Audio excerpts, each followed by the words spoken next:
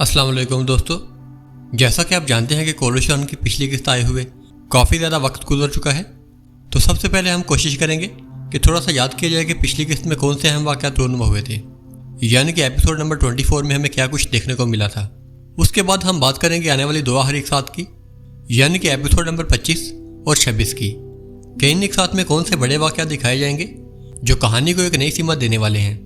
लेकिन इस सबसे पहले हम आपकी एक बड़ी कन्फ्यूजन दूर करेंगे जो कि नई ड्रामा सीरीज़ इश्क और तख्त को लेकर काफ़ी अरसे से सोशल मीडिया पर फैल रही है। तो दोस्तों, जब से महमद बुज़दा की जानब से ये ऐलान किया गया है कि सुल्तान अलाउद्दीन के हुकूमत के दौर पर नई तारीखी सीरीज़ बनाई जाएगी, तब से बहुत से लोग ये समझ रहे हैं कि सुल्तान अलाउद्दीन के बाद पूरी सल्जूकी सल्तनत के सुल्तान थे। हालांकि अगर देखा जाए तो हकीकत इससे बिल्कुल मुख्तलिफ है। असल में पहले ये एक बड़ी सल्जूकी सल्तनत थी जिसे तुगरुल बे, अल्परसलान और मलिक शाह जैसे हुक्मरानों ने एक अजीम ताकत बनाया था, जो कि खुरासान, ईरान, इराक और अनातोलिया तक फैली हुई थी। लेकिन सुल्तान मलिक शाह की वफ़ात के बाद सल्जूकी सल्तनत का मरकज़ी इक़्तिदार आहिस्ता आहिस्ता कमज़ोर हुआ और मुख्तलिफ इलाकों में सल्तनत की अलग अलग शाहें और इलाकाई हुकूमतें कायम हो गईं। इन्हीं में से एक अनातोलिया की अलग शाख सलाजका रूम भी थी, जो कि बाद में अलग सियासी शनाख्त के तौर पर उभरी।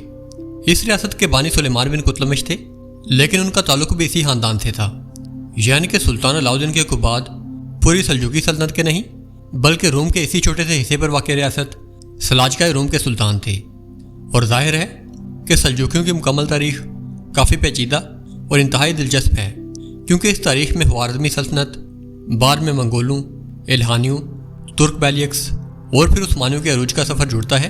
तो अगर आप पूरी सल्जूकी सल्तनत की तारीख यानी कि इस सल्तनत के अरूज और ज़वाल के बारे में जानना चाहते हैं, तो हम अगले हफ्ते अपने दूसरे चैनल यानी कि तुर्कनामा पर इस बारे में एक मुकम्मल डॉक्यूमेंट्री लेकर आ रहे हैं, जहां हम इस पूरी कहानी को स्टेप बाय स्टेप और तारीख वालों के साथ डीपली एक्सप्लोर करेंगे। इसलिए जो लोग भी हिस्ट्री वाकई ही गहराई में समझना चाहते हैं, वो हमारे इस चैनल पर विजिट कर सकते हैं, जहां हम पहले ही तुर्कों की इब्तिदा से लेकर उनके इस्लाम में दाखिल होने तक के सफ़र को बयान कर चुके हैं। और अब बात कर लेते हैं एपिसोड नंबर 24 में रूनुमा होने वाले अहम वाक़यात की। तो दोस्तों, अगर आपको याद हो तो एस्फोचा खातून के वालिद एंड्रोनिकोस की मौत की खबर सुनने के बाद ओरहान और नए बायज़ीदी शहंशाह के दरमियान होने वाले मुज़ाकरात मुकम्मल तौर पर नाकाम हो गए थे, जिससे हालात मज़ीद कशीदा होंगे। इसी दौरान दुर्सुन और हलीमा इस खतरनाक जाल से बच निकलते हैं और दुर्सुन की वफ़ात के हवाले से एक बड़ा खतरा टल जाता है। उधर कांतुर अली का अपने करीबी दोस्त अब्दुर्रहमान से मुलाकात का मंजर भी कहानी में एक नया मोड़ लाता है, जबकि महमद बे का किरदार भी एक अहम तब्दीली से गुजरता हुआ राह रास्त पर आ जाता है। एस्पोर्चा और नीलोफर की पुरानी लड़ाई हमेशा की तरह इस किस्त में भी जारी रहती है। खास तौर पर फातिमा और एवनुस की मेहंदी की तकरीब के दौरान इन दोनों के दरमियान शदीद झगड़ा देखने को मिलता है, जो कि तकरीब का माहौल ख़राब कर देता है। इसी तकरीब के दौरान ये मोहतरमा ड्रामे के अंदर एक नया ड्रामा सीन क्रिएट कर देती हैं, जो कि कहानी को मज़ीद इंटेंस बना देता है। ये वो चंद अहम वाक़यात थे जो कि ओवरऑल पिछली किस्त में हमें देखने को मिले। अब बात कर लेते हैं इस ड्रामे की आखिरी दो इकसात, यानी कि एपिसोड नंबर 25 और 26 में रूनुमा होने वाले चंद बड़े और अहम वाक़यात की। तो दोस्तों, जैसा कि आपने ट्रेलर में देखा होगा कि आने वाले इकसात में फातिमा और एवनुस बे एक खतरनाक जाल में फंस चुके हैं, जहाँ चारों जानिब आग की लपटें हैं और वो एक तरह की कैदनुमा हिसार में महसूर नजर आ रहे हैं।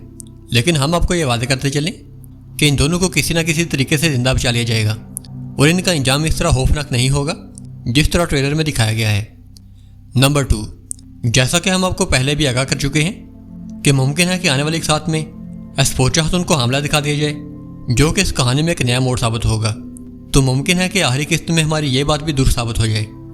नंबर 3, जैसा कि आपने ट्रेलर में देखा होगा कि आने वाली किस्त में हमें इन दोनों भाइयों यानी कि दुर्सुन और दमीर खान के दरमियान शदीद लड़ाई देखने को मिलेगी, जहाँ पर दुर्सुन को खंजर लगता है। तो दोस्तों, हम यहाँ पर ये वादे करते चलें कि दुर्सुन मरेगा नहीं बल्कि जख्मी होगा, जबकि दूसरी जानब दमीर खान इस झड़प में मारा जाएगा। नंबर 4, जैसा कि आपने एपिसोड नंबर 24 के ट्रेलर नंबर 2 में देखा होगा, जहाँ शाहीन शाह उसके सिपाहियों और बायज़ीदी सिपाहियों की ओरहान के खिलाफ जंग जारी है।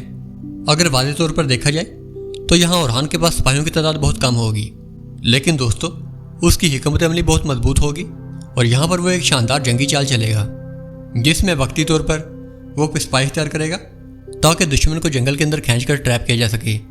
उनकी यही हिकमत अमली शहंशाह के सिपाहियों के लिए तबाहकुन साबित होगी और जंग का पांसा पलट जाएगा। हालांकि ट्रेलर में दिखाए जाने वाले इस बड़े धमाके में ओरहान के सिपाहियों का भी शदीद नुकसान होगा और उनके बहुत से सिपाही भी जख्मी होंगे और कुछ मारे जाएंगे।